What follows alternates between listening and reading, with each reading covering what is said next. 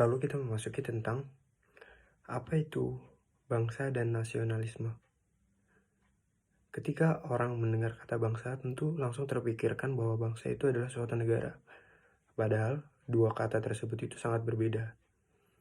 Bangsa dapat diartikan sebagai sekelompok orang yang memiliki identitas, budaya, adat, serta ideologi yang sama.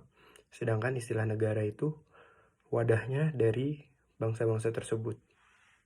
Contoh dari beberapa bangsa itu adalah Padang, Jawa, Batak, Papua, dan Melayu.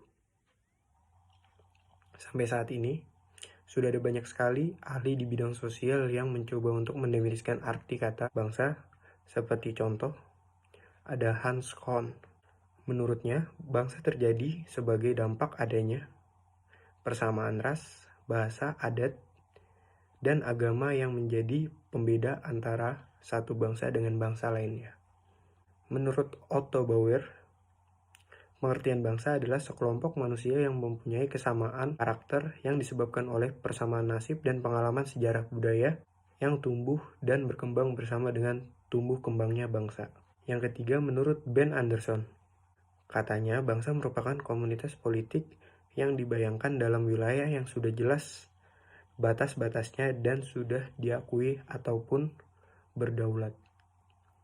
Yang keempat, menurut Ernest Renan, pengertian bangsa adalah sekelompok manusia yang berada dalam suatu ikatan batin yang dipersatukan karena memiliki persamaan sejarah serta cita-cita ataupun tujuan yang sama. Faktor pembentuk bangsa yang pertama ada primordial. Primordial merupakan istilah yang digunakan untuk menggambarkan kesamaan dalam berbagai macam bidang seperti kesamaan dalam hal budaya, kesamaan dalam hal bahasa, kesamaan dalam hal adat istiadat, kesamaan dalam hal suku bangsa, dan ikatan kekerabatan. Yang kedua ada sakral. Istilah sakral dalam faktor ini dapat diartikan sebagai kesamaan agama ataupun kepercayaan yang dianut oleh masyarakat anggota suatu bangsa tertentu. Contohnya itu di beberapa wilayah di Indonesia sendiri itu kepercayaannya beda-beda dan mitos-mitosnya juga beda-beda.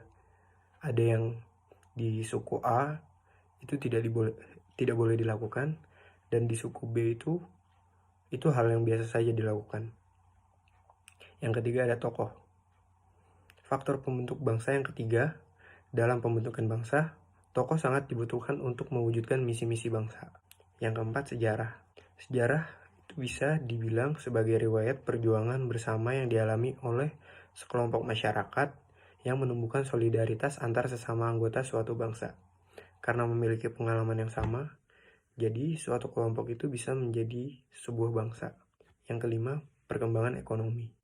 Perkembangan ekonomi biasanya akan menimbulkan perubahan dalam pola hidup masyarakat.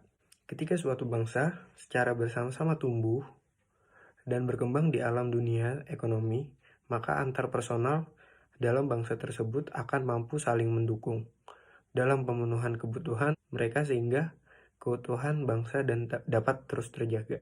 Mungkin itu saja hal yang dapat saya sampaikan tentang sebuah bangsa. Kita akan lanjut ke nasionalisme. Apa itu nasionalisme? Nasionalisme itu merupakan sebuah paham kebangsaan dari masyarakat pada suatu negara yang mana memiliki kesadaran dan juga semangat akan cinta tanah air dan juga bangsa yang mana diwujudkan dalam bentuk sikap dan juga tingkah laku dari masyarakat atau individu tersebut. Sebenarnya istilah nasionalisme juga dapat diartikan sebagai pemahaman masyarakat tentang sebuah bangsa yang memiliki sebuah keselarasan budaya dan juga wilayah serta memiliki kesamaan tujuan dan cita-cita. Sehingga dengan itu semua timbullah rasa ingin mempertahankan bangsa dan negaranya. Jadi nasionalisme itu meliputi bentuk perasaan dan kondisi mental individu tentang kesamaan identitasnya yang berlaku secara umum dan luas di suatu negara atau bangsa. Tujuan adanya nasionalisme. Yang pertama, untuk menumbuhkan rasa dan meningkatkan rasa cinta terhadap bangsa, negara, dan juga tanah air. Tujuan yang kedua, membangun sebuah hubungan yang harmonis dan juga rukun antara masyarakat dan juga individu lainnya. Yang ketiga,